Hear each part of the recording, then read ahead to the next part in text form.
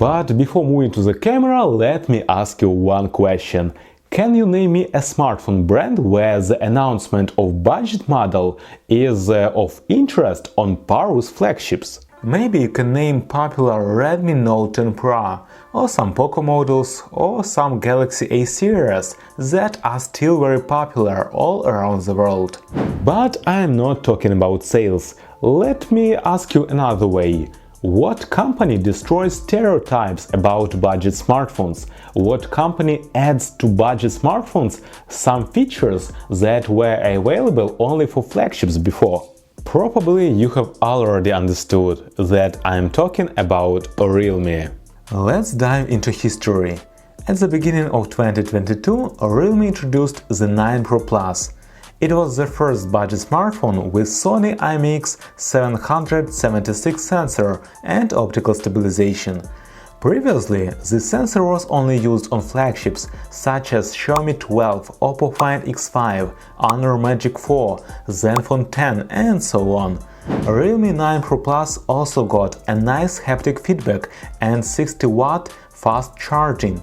All those features you got in a smartphone just for $300.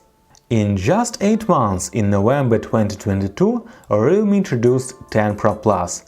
And once again, tech bloggers are impressed. For the first time, a budget smartphone got a waterfall screen with narrow bezels and DCI P3 certification.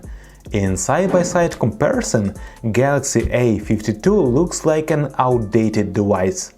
However, not all fans appreciated switching from Sony IMX776 to Samsung HM6 without optical stabilization. But Realme claimed, thanks to the new 188-megapixel sensor, phone can take zoom photos without losing quality.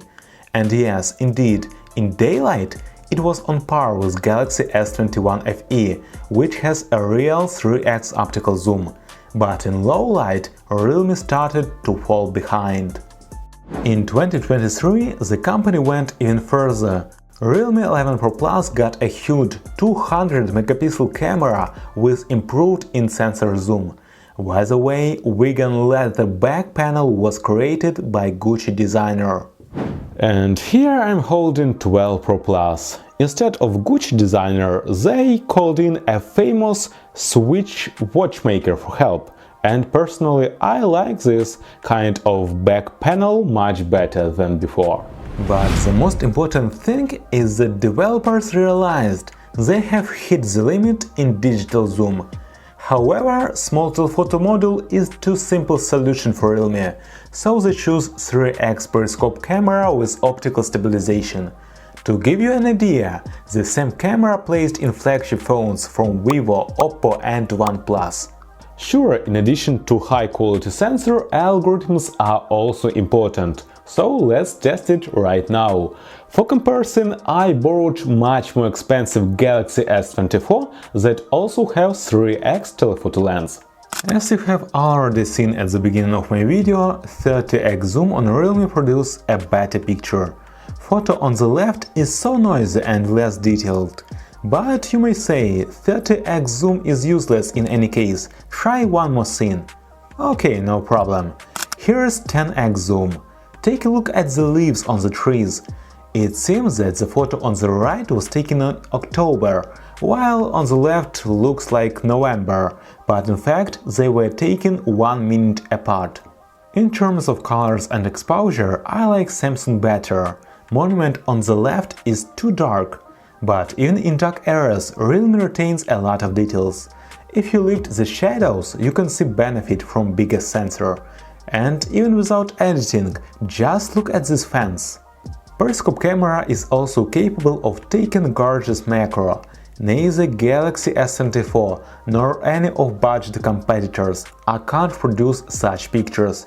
Sure, some smartphones can take macro using ultrawide cam, but while you are moving closer, a dragonfly or butterfly will get scared and fly away. Well, let's move on to the main camera. If Realme 10 Pro Plus had 108 megapixels, Realme 11 Pro Plus had 200 megapixels, so what now? 300? 400? Surprise, surprise! 50. Realme proudly claims that the identical Sony IMX890 sensor was set in OnePlus 11, and overall, company recommend not to pay attention to the number of megapixels. Well, they're right, but Realme keeps silent about one interesting fact. Sony IMX890 is technically identical to the good old 766, which was in the Realme 9 Pro Plus.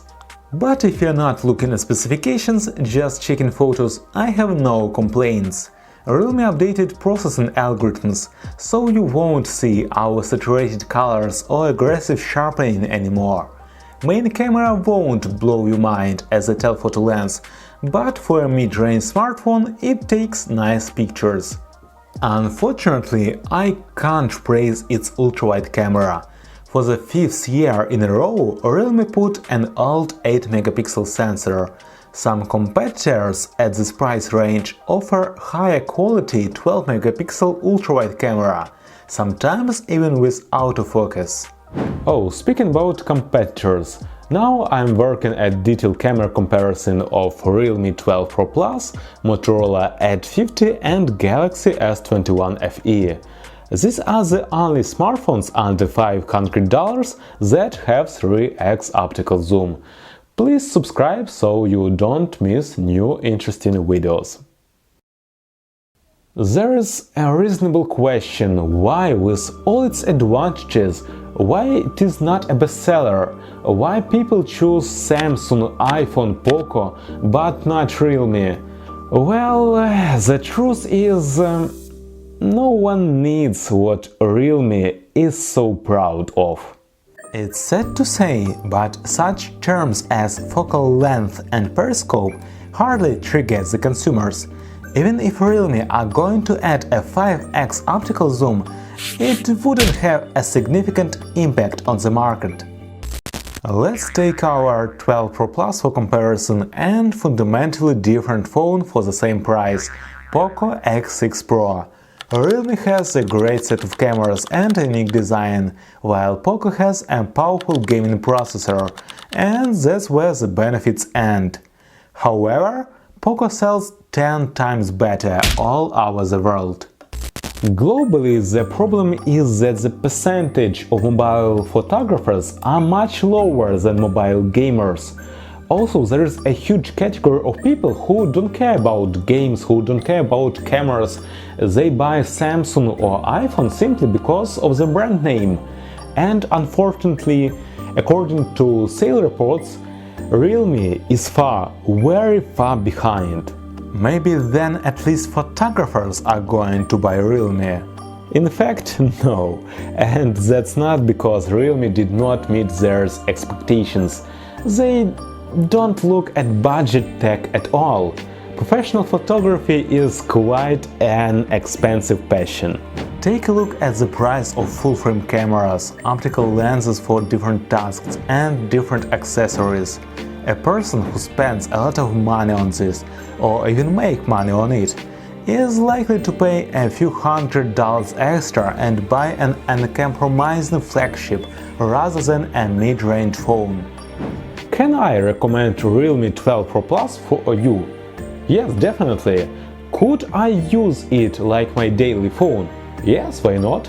Cons that it have are not critical for me. But if there is a choice, this phone for $400 or basic or so-called vanilla flagships from Oppo and Vivo, well, I probably would pay some extra cash. In any case, I want to say a huge respect to Realme. They have created a unique smartphone that nobody wants to buy. Realme's marketers failed to convince the audience that street photography is better than spending hours playing mobile games. Maybe sympathy is not the right emotion for a multi-million-dollar company, but I really think that the 12 Pro Plus has received unfairly little attention from the consumers. And if you also think that my channel has received unfairly little attention, please subscribe and leave a comment down below. Thanks for watching, hope you stay safe and choose right gadgets just for your needs. See you in the next videos.